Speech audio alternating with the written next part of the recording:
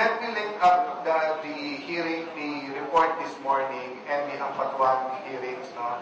First of all, just like in the impeachment of Gloria Macapagal-Arroyo and all fights regarding graft and corruption, we have seen that if you allow the media to inform the people and you give the media the proper role in all of this, mas may transparency and accountability at mas maintindihan.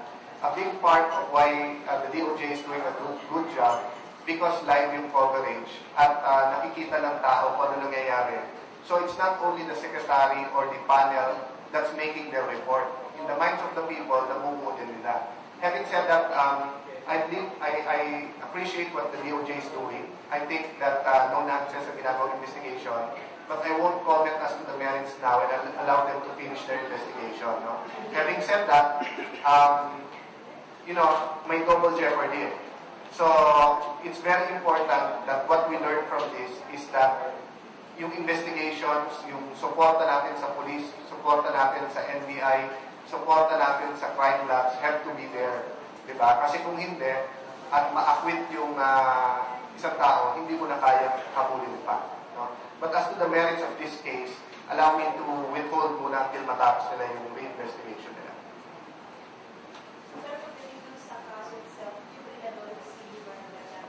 I think the secretary herself, dun sa napanood kong part this morning, ang sinabi niya na dun sa mga na-acquit na, definitely covered na ng double jeopardy. Of course, if you follow yung sinabi ni Justice Acosta ng PAO, that there are certain cases na in-overturn ito ng Supreme Court. I don't know, I think, trino out na ng dininay ito ng Supreme Court. I don't know kung yung motion for reconsideration nila kung na-throw out na ito o hindi. But that's different from the merits of the case. No? May circumstances under the law that the Supreme Court has allowed a case to be reheard and has said that it does not constitute double jeopardy. If this is such a case or not, or if the court has decided, I don't know at this point in time.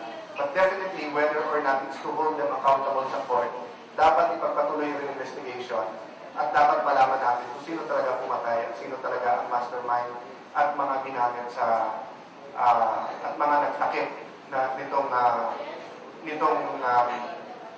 massacre na to. And remember, even if may double jeopardy, yung mga nag-cover up o yung mga tumulong, nandiyan pa yan at pwede pa silang habulin. What's important kasi is that we send a strong message that crime does not pay. Ang crime is on the rise, partly because of drugs, partly because of yung failures sa juvenile justice system, no? But also partly and a big part because ang feeling ng marami sa Pilipinas pwedeng ayusin ang kaso at hindi nahuhuli. So these sensational cases or these big cases, it can act as a deterrent pag napakita natin that our investigation works and we can get to the bottom of it. But I'm hoping it will also highlight yung mga kailangan ng ating law enforcers katulad ng crime lab. Yung mga gamit sa crime lab. May question tayo.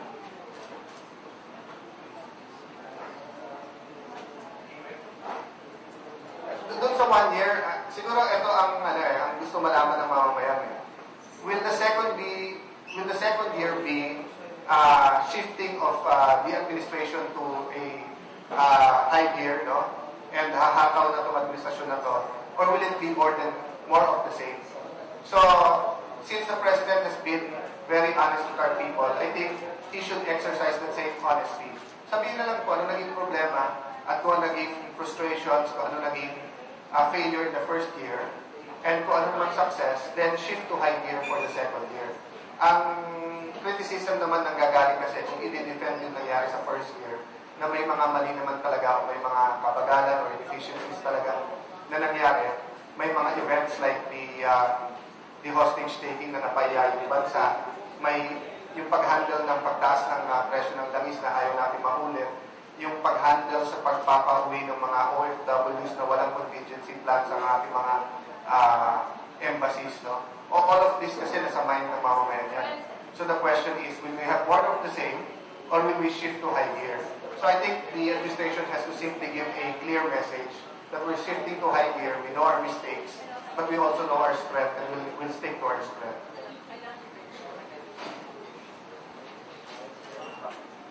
Are you expecting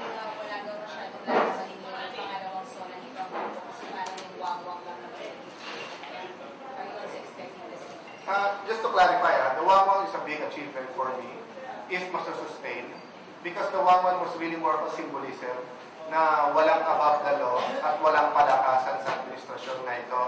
But there are a lot of instances, for example, presyo ng power, telecoms, mga usual industries na sinasabing captured or may regulatory capture na hindi yung consumer o hindi yung mamamayan na nasusunod, pero yung mga makapangyarihan na hawak ang mga government officials natin. So kung masusustain niya yung 1-1, simply as a symbolism, but really to show that under this administration, pasas lahat, mahirap mayaman, has equal opportunity, then it will be a big achievement. No? But if you take 1-1 as itself, no? And say nandiyan pa rin ang flooding, nandiyan inflation, of course we'll understand the frustration. Ako, optimistic ako that they've learned the hard lessons in the first year. Unlike the United States that very strong institutions, or unlike the United States that, or Russia for example, or other governments wherein may practice ka na pagka naging governor ka, walang on-the-job training para sa presidente. Even if you're 20 years na senator, even if you were a secretary 5 times, there are very few people in the country who have experienced governing and running the affairs of the nation in Malacanang. So I'm optimistic that this SONA can be great if the President will be honest enough to tell us where are we, where does he want to take us, and how can we help. I think isang element na nawala sa administrasyon na ito na nandun sa campaign niya is to be very inclusive, to get people to support and to be part of it. Kasi ngayon parang pagbigyan nyo kami, bahala muna kami. Diba? Pero may mga palpak na nangyayari that we have to admit. No? That's not, hindi naman yung Presidente himself unblameable, but ang in-expect ng tao, he will be very strict or heartless, to the point na magiging heartless, i-enforce lang kung ano yung tama. Tama, mali. So mali yung secretary, you're fired. Diba? Pumalpak, you're fired. Yun ang hinahanap ng mga iba. No? But it really depends on the leadership style. And I'm looking forward to this SONA, but if it's more of the same, then I think his ratings will continue to decline. But if he says that may second win tayo and we're shifting gears, and he can show us what he wants to do, then it can be a battle cry that we can all support. I think people pa rin in general want him to succeed. All of this criticism that's happening right now is really more of a friendly reminder that we want him to succeed. And medyo minsan tuwid yung daan, pero minsan nasa side track.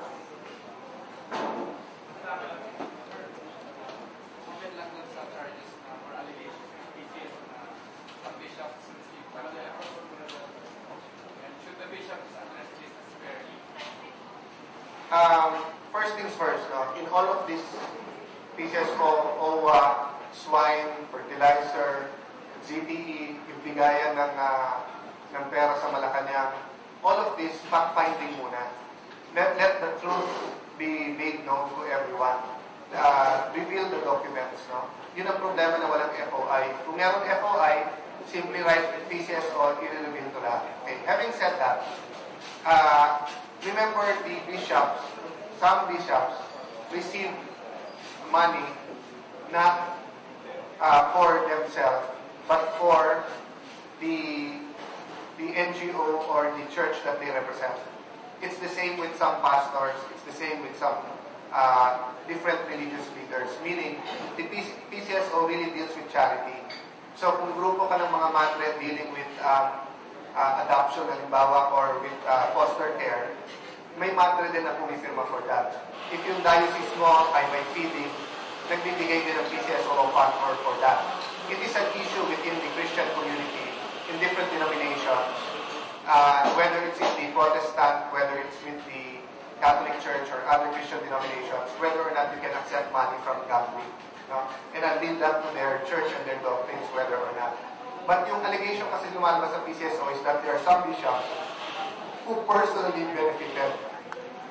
And ang insinuation is that eto naging kapalit ng pagsuporta sa annual administration. So for me, let the facts speak for itself, ilabas. So kung nakakita na nabigyan ng sasakyan, pero utility naman yung sasakyan at ginamit naman sa ministry, walang masama doon. Pero if it was a form of bribe, then we will see that with the facts, then we'll take it from there. But at this point in time, hindi ko nakikita yung drive ng administration na to na mag-imbestiga talaga. Or kung nandun, but they're doing it quietly, hindi nila nako-communicate na may gumagawa doon, easy lang kayo. Diba?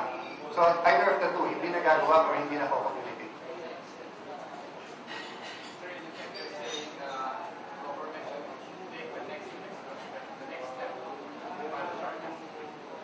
I'm saying that they cannot, the reason why they're not filing charges, remember during the Arroyo administration, ang administrasyon pa ang pumipigil ng lahat ng investigasyon. Ngayon baliktad, you can do all the investigations you do, but I saw some of the spokespersons and some of the allies of the president on TV over the weekend. Sila pa nagsasabi, pigilan nyo na yung trial by publicity, filean nyo kami ng kaso, investigahan nyo kami. Investigahan nyo ang dating presidente. So bumaliktad ang mundo eh. Ngayon sila pa matapang mag-imbestigahan. Samantalang dati, sila ayaw magpa-imbestigahan. So, I'm saying, it's possible some of these documents could have been destroyed. It's possible na nabaon na yung ibang ebidensya. It's difficult for this administration to deal with GMA, the past administration regarding the landmines. But all of that shouldn't be an excuse to have an honest to goodness. All of that should not be an excuse na magkaroon ng honest to goodness na investigation. So this administration, one of its priorities should be having investigation.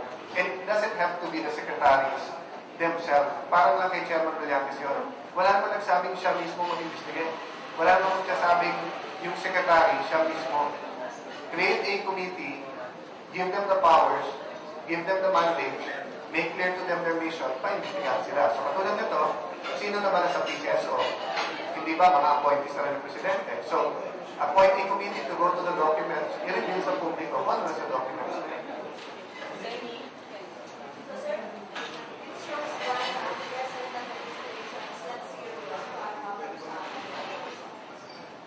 I think the desire is there, but I don't know why the action is not there. So I cannot judge right now whether or not they're serious, but kulang sa action. I don't know what's on their mind or kung anong pumipigil sa kanila to go all out. And I'm only talking about backfighting. Remember when President Arroyo took over from President Era, lahat ng mga kaso sa presidente agad-agad inipon at nag-focus din sila na kasuhan kaagad. Pero 1 year after, tingin ko mas kalat pa yung ebidensya ngayon rather than 1 year ago. Even sa impeachment team, I don't know if this administration has asked the impeachment team to turn over their evidence to them. So all of this, as the day goes on, habang tumatagal, mas lalong mahirap yung investigasyon dahil yung investigasyon, o mas mahirap yung investigahan dahil nawawala yung ebidensya. So I think this June 30, 1 year, is a wake-up call sa lahat ng mga nakampanya na let's hold this past administration accountable. The time to investigate is now. Actually, it was yesterday, pero pwede na rin now. But every time we say tomorrow, may pieces of evidence na nawawala sa akin. Okay. Sir, in the past administration, minority black is what the boycott sa zona. Ay dahil minority black. As I announced in the first zona, ang attitude ng Senate minority is that we will criticize but parating constructive. Meaning, kung yung policy na yun hindi kami agree, we will give an alternative. So in that sense, kailangan naman namin pakinggan. And the reason why binoykot namin yung dating zona, it was a symbolic form of saying we don't believe in the legitimacy of that government. I think ngayon wala namang question na legitimate tong government na to. But we just want them to push, we want to push them to do a little bit better. So doon na namin sa kontra zona ilalabas yun rather than a boycott. Okay.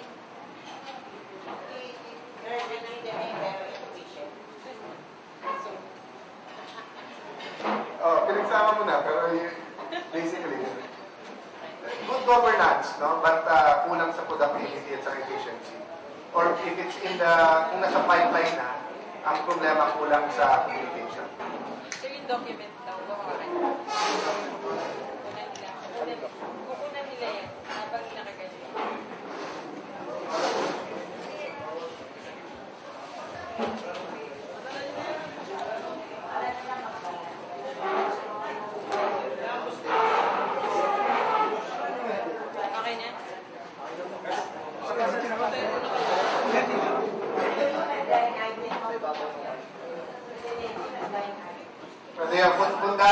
banat, ngayon kailangan matuto magmanap ng buto.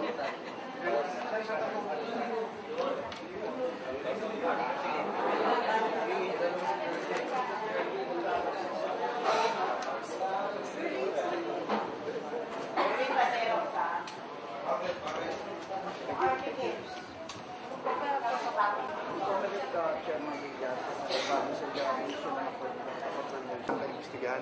Nung under fire siya, nung sinasabing operator siya, siya ang nagsabi sa media, sa COMELEC beat, no, na iimbestigahan niya ito. So, kaya nga hinamon ko siya, yan ba ay press release lang para maiba yung news during that time o seryoso ka ba? Ang sabi niya, seryoso siya pero wala siyang oras. So, sinabi namin sa kanya, pwede naman iba yung gumawa. Nagulat na lang ako nung nabasa ko kahapon ang mga updates na ang sinasabi niya ngayon, hindi ito priority at hindi niya trabaho ito. But klarong-klaro sa batas, trabaho niya ito. So, we're not the DCRJ, no? Any message or six to bring out sa pag-ignore niya doon sa pag-investigate sa cyber system? Ang message ko lang, pakibasa ulit ang konstitusyon at saka election code dahil malinaw doon na ang pag-iimbestiga at pagpa-file ng kaso ay trabaho ng chairman at ng commissioners.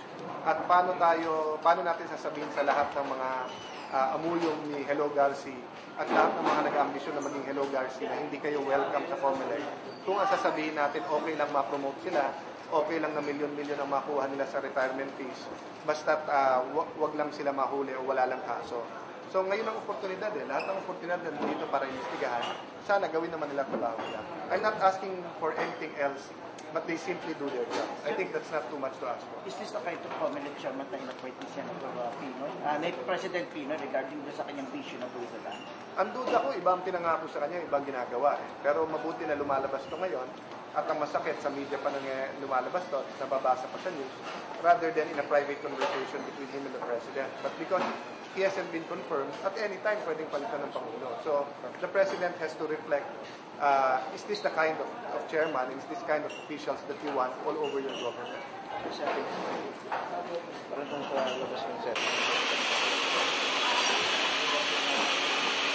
Bawat side, tama man mali, sa unang pananaw, sila mismo ang in-interview ng diretsyo. At mamamayan na ang na-educate at mamamayan na ang nag-decide for themselves kung ano tama at mali at kung anong dapat nating direction. So I think ang contribution talaga ng DCRH is giving people the real news from the people who are really involved, from the events that are unfolding, but really all the sides, hindi lang isang side. Minsan nga, hindi lang two sides Minsan, 4 sides, 5 sides, pero nag-extra effort ang DCRH para makuha lahat ng sides nito. So, happy anniversary, keep it up, and God bless you. Sa 72nd anniversary, you have reinvented yourself more than 72 times, no? So continue the good work, and I really pray for much more anniversaries sa inyo at sa lahat ng mga empleyado, lahat ng nasa likod ng DCRH. So, yun yung sabihin mo. Ito po si Alan Cayetano, na isa sa tagahanga ng DCRH. Mabuhay ang DCRH. Happy anniversary.